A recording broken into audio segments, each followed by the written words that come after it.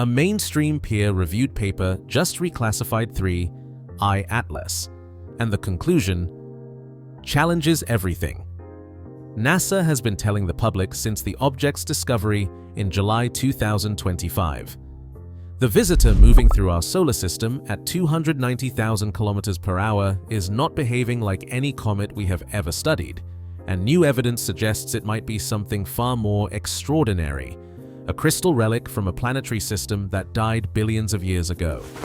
The research team analyzed 15 independent observational studies, ran thermophysical models, and tested survival scenarios across interstellar distances. Their findings are direct and unusual for scientific literature.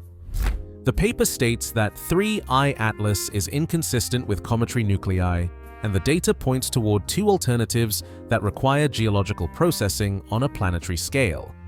One involves a fragment from a differentiated exomoon.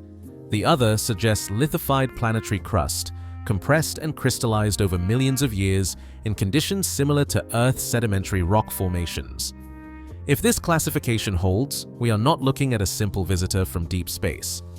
We are observing a piece of architecture from another world, a fragment that survived the destruction of its parent body and crossed light years of radiation, dust impacts, and thermal extremes without breaking apart.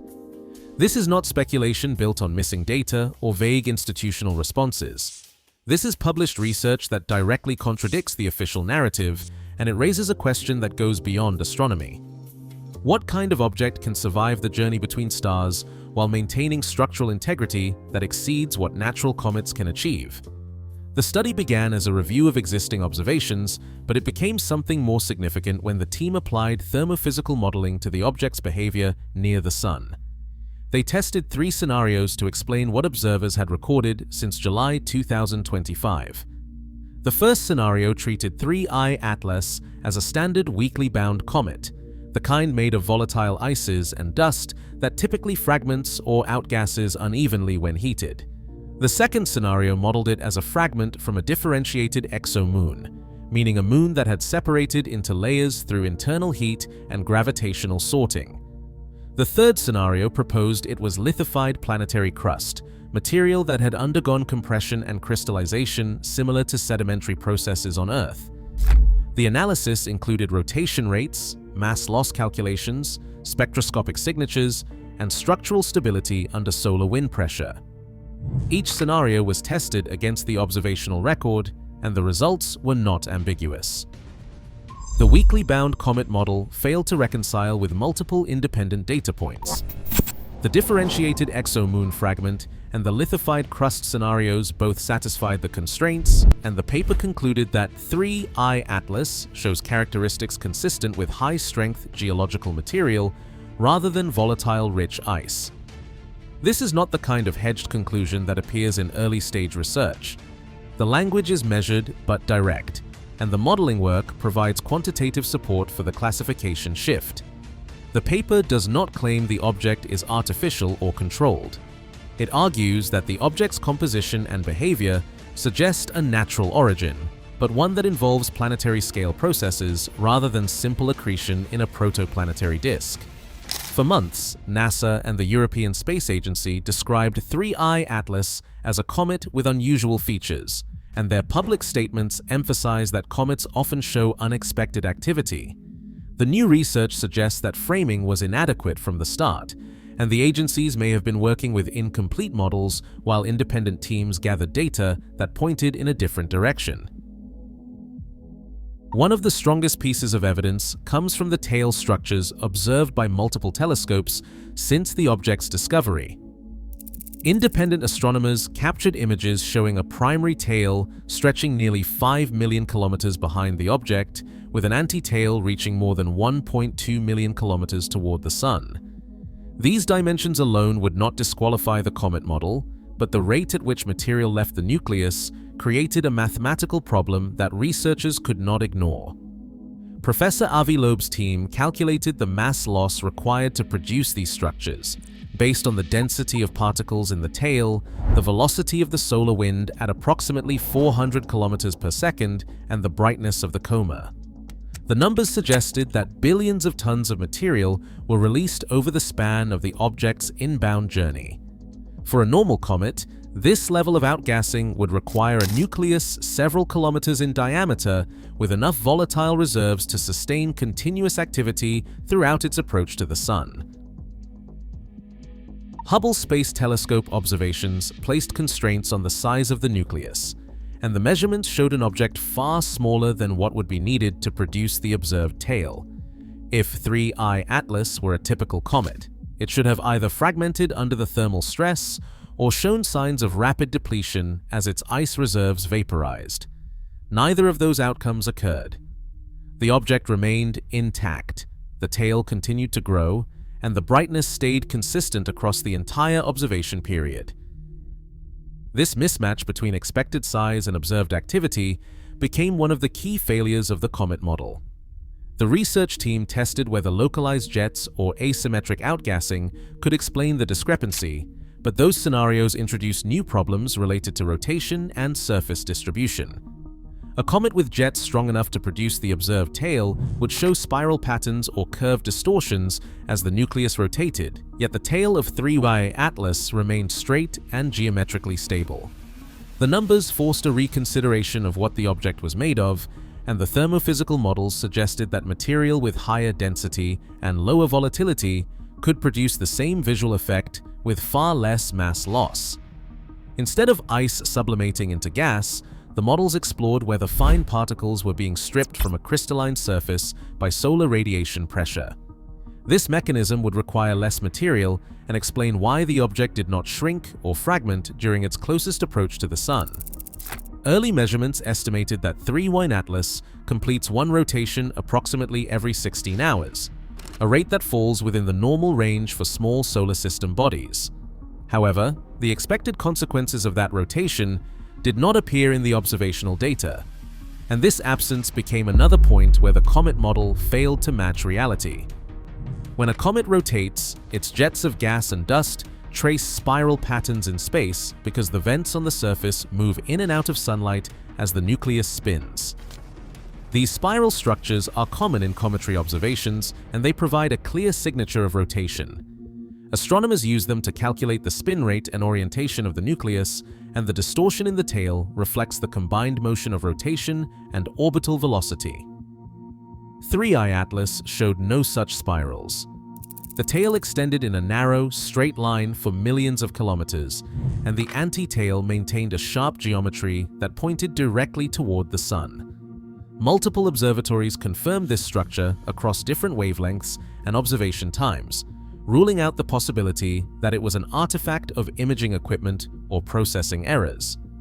The research team tested whether a slowly rotating comet with highly localized venting could produce a straight tail, but the simulations showed that even minimal rotation would introduce curvature at the scales being observed. The only scenario that preserved the straight geometry required the source of the tail to remain nearly stationary relative to the Sun, which is inconsistent with a rotating icy nucleus releasing jets from discrete vents. Another expected consequence of cometary outgassing is spin-up, a gradual increase in rotation rate caused by the jet force acting like a small thruster.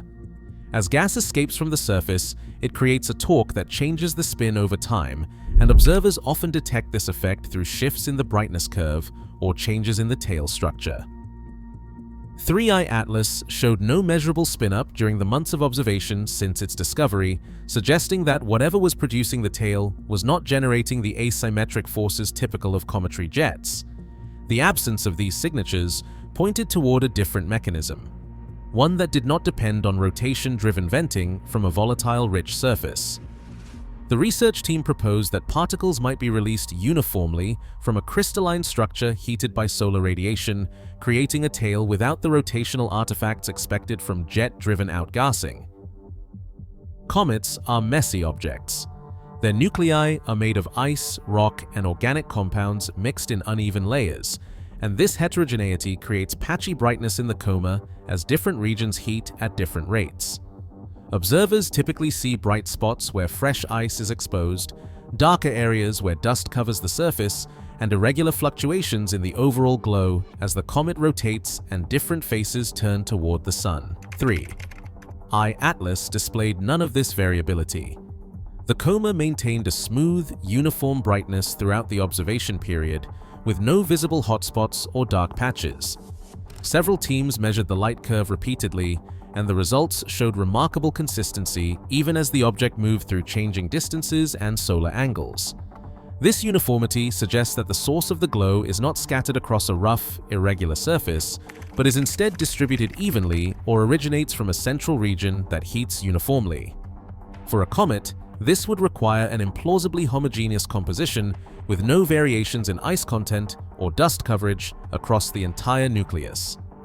For a geologically processed object with crystalline structure, uniform heating and particle release become more plausible because the material responds to solar radiation in a consistent way across its surface. The lack of brightness fluctuations also ruled out models where localized vents dominate the activity. If a small number of jets were responsible for the tail, the brightness would spike when those jets faced the Sun and drop when they rotated away. The steady glow observed in 3 I-Atlas indicated that material was leaving the surface continuously and evenly, which is consistent with radiation pressure acting on fine particles embedded in a rigid matrix, rather than gas escaping from volatile pockets. Spectroscopy provided some of the most direct challenges to the comet classification because it revealed what the object was not made of, and those missing signatures forced a reconsideration of the entire model. When astronomers point spectrographs at comets, they expect to see strong lines from water vapor, carbon monoxide, carbon dioxide, and various organic molecules. These volatiles define cometary composition, and their ratios provide clues about where and when the comet formed. 3 I-Atlas showed weak or absent signatures for several expected volatiles. Water vapor lines appeared far dimmer than predicted for an object producing such a large tail, and the carbon monoxide to methane ratio did not match the patterns seen in solar system comets or in 2 I Borisov, the other confirmed interstellar comet that visited in 2019. The missing volatiles suggested that whatever was producing the tail was not primarily ice sublimating into gas. Instead, the spectra revealed hints of metallic absorption features and hydrated mineral signatures that are unusual for comets but consistent with geologically processed material. The presence of nickel and iron in detectable concentrations suggested that the object had undergone differentiation, a process where heavier elements sink toward the center of a body while lighter materials rise to the surface. This separation requires sustained internal heat, either from radioactive decay or tidal forces, and it produces layered structures similar to what we see in planets and large moons. The nickel-to-iron ratio observed in 3 I-Atlas matched the range expected for differentiated bodies rather than primitive comets, and this became a key point in the argument for reclassification. Comets form in the cold outer regions of planetary systems and never experience the heat needed to melt and separate their components. If 3 I-Atlas contains differentiated material, it must have originated in an environment where planetary scale processes occurred, and the most likely sources are fragments from disrupted moons or crustal material ejected during collisions. The spectroscopic data did not provide a complete chemical inventory, and the research team acknowledged that more detailed observations are needed to confirm the metallic signatures and measure additional elements. However, the existing data was sufficient to rule out a simple volatile-rich comet and to support the 2 alternative scenarios proposed in the paper. Differentiated exomoons form when a moon grows large enough to generate internal heat through radioactive decay and tidal forces from its parent planet. The heat melts the interior, allowing denser materials like iron and nickel to sink toward the core, while lighter silicates and ices rise to form a mantle and crust. This process creates a layered structure similar to Earth's interior, and it occurs in moons around gas giants throughout our solar system. If a collision or tidal disruption shatters a differentiated moon, the fragments carry signatures from different layers. A piece from the outer crust might contain hydrated minerals and crystallized silicates. A chunk from deeper layers could include metallic compounds mixed with rock. The resulting fragment would have high structural strength because the material had been compressed and heated, and it would show chemical signatures unlike anything found in primitive comets. The research team modeled what would happen if such a fragment were ejected from its planetary system and traveled through interstellar space for millions or billions of years. The simulations showed that a dense crystalline fragment could survive the journey without significant erosion because its strength would resist the impact of interstellar dust and cosmic radiation. When the fragment entered a new solar system and approached a star, solar heating would not cause the same rapid sublimation seen in comets. Instead, radiation pressure would strip fine particles from the surface, creating a tail without the explosive outgassing that defines cometary behavior. This scenario explained multiple observations simultaneously. The high density accounted for the small size relative to the tail production. The lack of volatiles matched the absence of strong water and carbon monoxide lines. The uniform brightness reflected the even heating of a crystalline surface. The straight tail geometry resulted from steady particle release rather than rotation-driven jets. The metallic signatures came from material that had undergone differentiation deep inside a parent body. The exomoon fragment scenario also provided a natural explanation for how interstellar objects form. Planetary systems experience violent events throughout their lifetimes, including planetary migrations, close encounters between giant planets, and collisions that shatter moons and smaller bodies. Material ejected during these events can reach escape velocity and drift into interstellar space, eventually entering other systems as visitors like 3I Atlas. If differentiated moons are common around gas giants, then fragments from disrupted moons should occasionally appear as interstellar travelers. The second scenario proposed in the paper involves material that underwent sedimentary processes similar to those on Earth, where layers of particles accumulate over time and compress into solid rock through pressure, chemical reactions, and long-duration exposure to heat. On Earth, sedimentary rocks form in environments like ocean floors, riverbeds, and volcanic plains, where material settles in layers and gradually lithifies into formations such as sandstone, limestone, and shale. A similar process could occur on planets or large moons with active geology, where material from volcanic eruptions, impacts, or tectonic activity settles and compresses over millions of years. If a collision ejected a fragment of this lithified crust, the resulting piece would have high structural integrity and a crystalline internal structure that resists thermal stress and mechanical impact. It would also carry chemical signatures from the environment where it formed, including hydrated minerals and trace metals incorporated during the lithification process. The research team tested whether this type of material could explain the observations, and the models showed good agreement with the data. A lithified crust fragment would have the density needed to produce a large tail from a small nucleus because the particles released would be fine dust stripped from the surface rather than volatile gases. The spectroscopic signatures would reflect the minerals and compounds present in the original crust, which could include the hydrated and metallic features observed in 3I Atlas. The structural stability would allow the fragment to survive interstellar travel and resist fragmentation during close solar approach. This scenario also explained why 3I Atlas did not show the patchy brightness or irregular outgassing typical of comets. A lithified surface heats uniformly because its composition is relatively homogeneous compared to the mixed ice and rock in cometary nuclei. The lack of strong volatile signatures made sense because sedimentary processes remove or transform many of the original volatile compounds, leaving behind crystallized minerals and residual water locked in hydrated structures. The lithified crust scenario requires a planetary system with active geology and long-duration surface processes, which are expected around stars similar to our Sun. Material from such systems could be ejected during planetary migrations, giant impacts, or close encounters with passing stars, and fragments would drift through interstellar space until they encountered another system.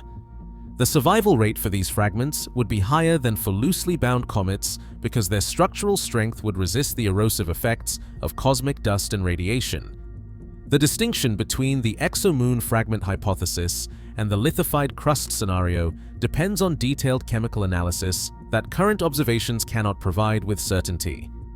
The research team suggested that observations with the James Webb Space Telescope could discriminate between the two origins by measuring specific mineral ratios, isotopic signatures, and the presence of compounds that form only under particular conditions.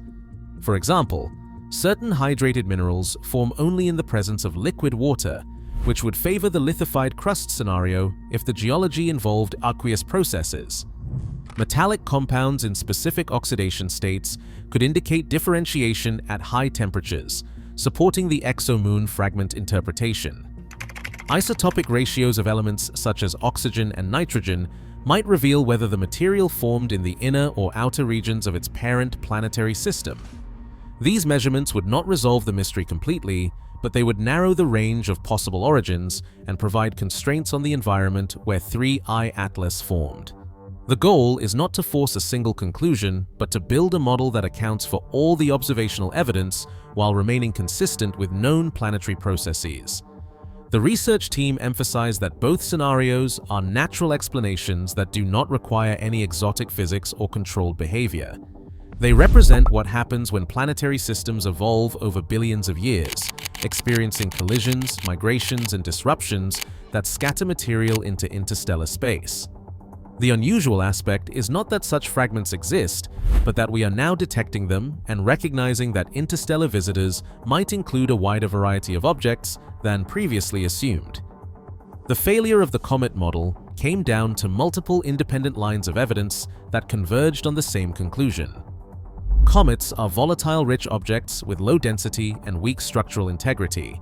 They fragment easily under thermal stress, show patchy outgassing driven by rotation, and produce spiral tail structures. They contain water, carbon monoxide, and organic compounds in ratios that reflect their formation in cold protoplanetary disks. They brighten unevenly as different surface regions heat up and release gas. 3I Atlas displayed none of these characteristics. It remained intact during close solar approach. It produced a straight, geometrically stable tail without spiral distortions. It showed weak volatile signatures and hints of metallic compounds. It maintained uniform brightness without the fluctuations expected from rotating vents. It released billions of tons of material from a nucleus too small to sustain that level of outgassing if it were made of ice. Each of these observations individually might be explained by unusual circumstances or measurement errors, but together they formed a pattern that could not be reconciled with the Comet classification. The research team tested variations on the Comet model, including scenarios with deep insulating layers, asymmetric heating, and localized venting, but none of these adjustments produced results consistent with the full observational record. The paper concluded that 3I Atlas is inconsistent with cometary nuclei, and that the data strongly favor geological processing as the origin of its composition and structure. This does not mean comets cannot behave strangely or that every unusual observation requires a reclassification. It means that in this specific case, the evidence supports an alternative explanation that better fits the observations. If 3I Atlas is confirmed as a geologically processed fragment, it expands the catalog of what we should expect from interstellar visitors. Until now, the assumption has been that objects entering from deep space would be either comets or asteroids, with compositions similar to those found in our solar system. The discovery that fragments from disrupted moons or planetary crusts can survive interstellar travel suggests that we might be sampling material from a wide range of planetary environments.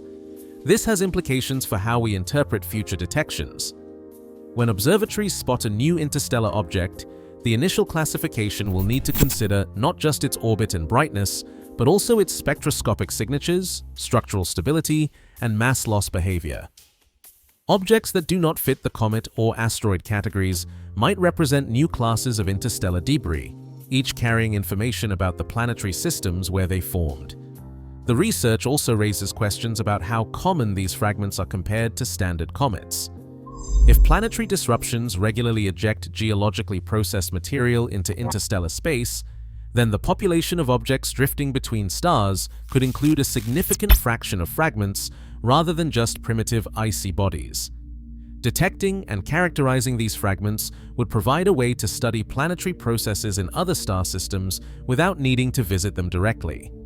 The question now is whether 3I Atlas is an outlier or the first confirmed example of a common phenomenon we simply had not recognized before?